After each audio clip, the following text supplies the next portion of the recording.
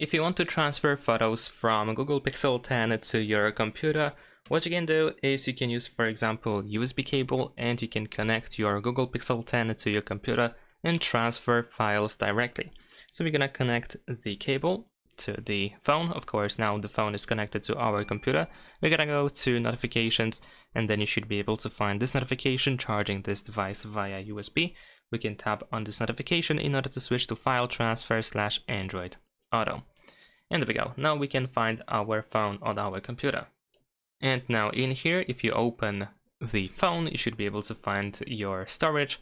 You can, for example, go to DCIM, where we usually have our photos that we took with camera, and you can transfer these files to your computer without any issues.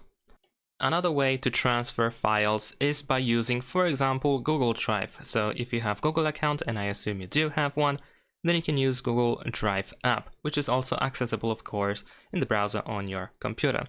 Over here, we can press this plus button and we can just upload whatever we want to transfer. So over here, I'm gonna include this image over here, and let's say that's it.